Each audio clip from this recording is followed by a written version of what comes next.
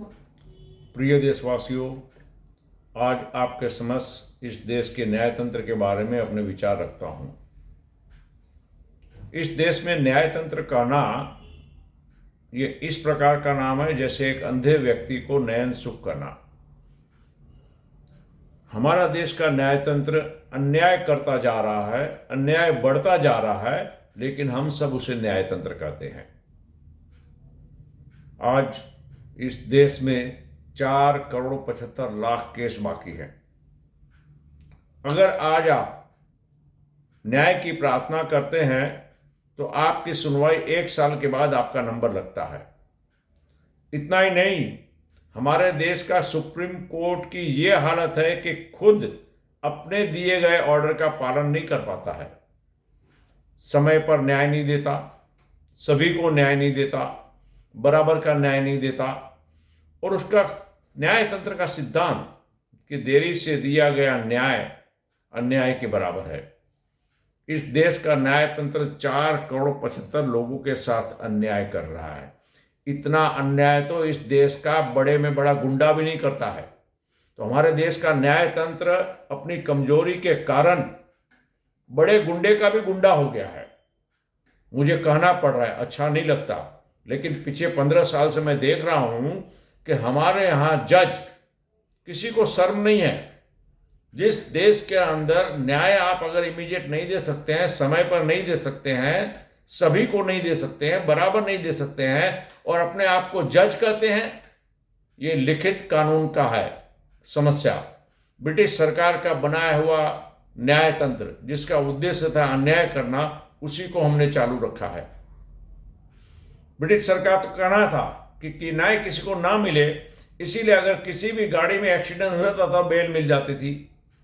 अब एक आदमी दारू चला के गाड़ी चलाता है, किसी की मौत हो जाती है, तो उस दारू पी के गाड़ी चलाने वाले को कोई सजा नहीं दी जाती है। यह हमारे देश में ही संभव है। इतना ही नहीं, आज जज जब बाहर निकलता है तो वो अंधा नहीं है। जज देख रहा है, क्या देख रहा है कि राहदारी मार्ग पर धंधा चल रहा है, रास्तों पर धंधा चल रहा है, रास्ते पे बैनर लगे हुए हैं। क्या जज को मालूम नहीं है कि ये सब कानून के विरुद्ध है? फिर भी हमारे देश का जज चुपचाप बैठा है। लाखों लोग जेल में, गरीब लोग बिना सुनवाई के पड़े हैं। इस देश का न्यायतंत्र तो गरीबों के लिए रहा ही नहीं। अब इस विषय पर आपको बता दूं कि मेरे सामने जो केसेस आए हुए हैं जिसमें बिल्डर लोगों को लूट रहे हैं, लेकिन कोर्ट उनको समय देता है। बोरीवली के 2 किस्से आपके सामने रखता हूं। एक नील आकाश सोसाइटी है जिसमें बिल्डर ने रीडेवलपमेंट एग्रीमेंट बनाया, 15 फ्लैट भी बेच दिए, बिल्डिंग को तोड़ दिया, लेकिन बिल्डिंग नहीं बनाया। आज जिन लोग वहां पे रहते थे उनको भाड़ा मारने का डेवलपमेंट एग्रीमेंट में लिखा था, किंतु 5 साल से बिल्डर भाड़ा भी नहीं दे रहा है। एफआईआर की तो एफआईआर का भी पुलिस कुछ नहीं कर रही है। अब जिस देश के अंदर इस तरह का अन्याय होता हो, 5-5 साल तक बिना भाड़ा दिए, और बिल्डर दूसरा प्रोजेक्ट बना रहा है।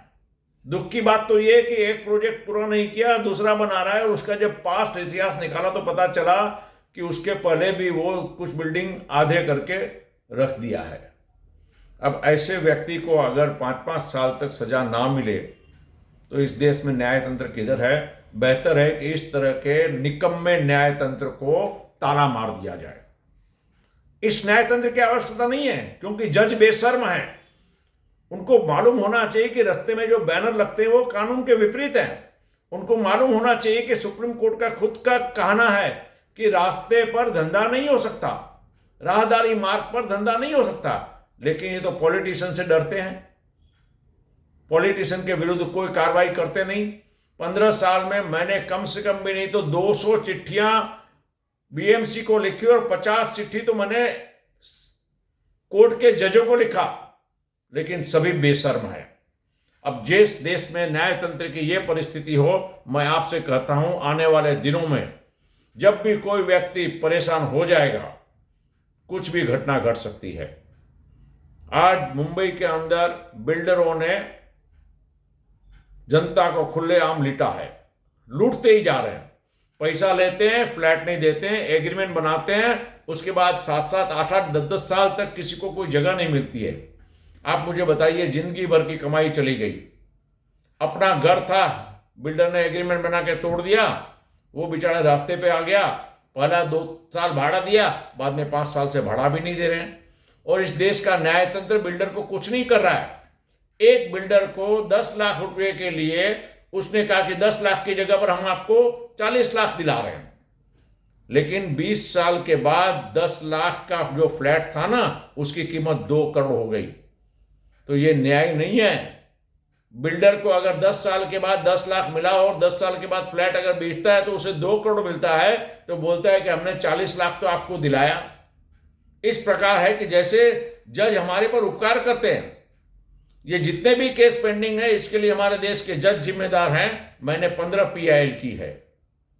15 PIL में मैंने अनुभव किया कि एक PIL तो ऐसी थी कि जिसमें कोई एविडेंस की जरूरत नहीं थी, लेकिन जज ने मुझे स्टे दे दिया और स्टे 20 साल तक चला। मैं न्याय के लिए गया था, स्टे के लिए नहीं। लेकिन स्टे देने के कारण फिर राजनीतिक खेल शुरू हुआ और उस स्टे को वेकेट किया गया और नया कानून बनाया गया। यानी इस देश के अंदर जितनी भी समस्याएं आज हमारे और आपके सामने है ना, इसके लिए मैं इस देश के जजों को ही जिम्मेदार समझता हूं, क्योंकि उनको इच्छा शक्ति नहीं है, न पॉलिटिशियन के सामने सजा देने तैयार है, न सरकारी अफसर को देने के लिए तैयार हैं, और न खुद अपने आदेश का पालन करने तैयार हैं। आने वाले दिनों में और भी किस्से आप लोगों के सामने रखूंगा। आज इतना ही कहता हूं कि आप सब मिलकर कम से कम न्याय तंत्र के विरुद्ध आवाज उठाइए और इस देश को भी, जजों को भी जिम्मेदार बनाएं। अब जहां तक एडवोकेट का सवाल है, एडवोकेट के लिए तो न्याय तंत्र एक बहुत बड़ा धंधा बन चुका है। तारीख पे तारीख मिलती है, सुनवाई नहीं होती है, और एडवोकेट 10-10 साल तक फैसला नहीं करवा पाते हैं, लेकिन हर तारीख पर पैसा मांगते हैं। अब जब हर तारीख पे पैसा मांगेंगे और 10-10 साल तक केस चलेगा, तो इसे न्यायतंत्र नहीं कहा जा सकता। ये तो सबसे बड़ा अन्याय तंत्र है। इसीलिए मैंने आरंभ में कहा कि हमारे देश में एक अंधे आदमी को नयन सुख कहा गया ना, ऐसे ही हमारे देश में हम न्याय तंत्र कहते हैं। हकीकत में सबसे बड़ा गुनहगार हमारी नजर में हमारा देश का न्याय तंत्र है। अब इसके लिए एडवोकेट के ऊपर भी जिम्मेदारी देनी होगी कि पैसा लेता है और समय पर न्याय नहीं होता है तो एडवोकेट को पैसे वापस देने होंगे।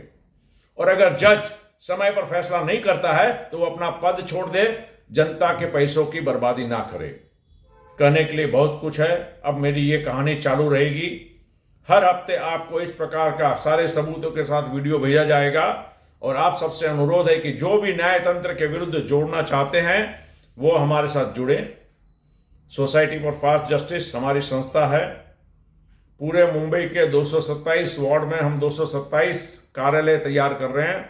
जो भी व्यक्ति समर्थ है, सक्षम है और समर्पित है राष्ट्र के काम करने के लिए, जो अपने परिवार की जिम्मेदारी से निकल चुका है, तो प्रत्येक वार्ड में हम अपनी एक टीम बना रहे हैं। आने वाले दिनों में एक अकेला कोई नहीं लड़ेगा। अभी तो हम लड़ाई कर रहे हैं बिल्डरों के विरुद्ध कि लोगों के पूरे जीवन के कमाई बर्बाद कर दी, लोगों को घर से बाहर कर दिया। लेकिन इस देश में बैठे हुए जज, सुप्रीम कोर्ट और हाई कोर्ट के, किसी को शर्म नहीं है कि जो बेघर हैं उनके लिए करें, क्योंकि बिल्डर पैसे वाले हैं और रहने वाले गरीब है। गरीब आदमी तो कोर्ट में जाने का सोच भी नहीं सकता है। इस तरह का देश का हालत है। मैं आपसे अनुरोध करता हूं, आइए मिलकर अब न्याय तंत्र के विरुद्ध अपनी आवाज उठाएं। मुझे पूरा विश्वास है कि जब तक न्याय तंत्र न्याय नहीं करेगा, आने वाले दिनों में इस देश में अराजकता फैलेगी, जिसके लिए इस देश के सभी जज जिम्मेदार रहेंगे। ज़्यादा समय अभी नहीं लेता हूं, किंतु आगे 2 वीडियो आपके सामने पेश करूंगा सबूतों के साथ, और मुझे पूरा विश्वास है कि आप कहेंगे कि ऐसे न्याय तंत्र को ताला मार देना ही उचित है। ओम।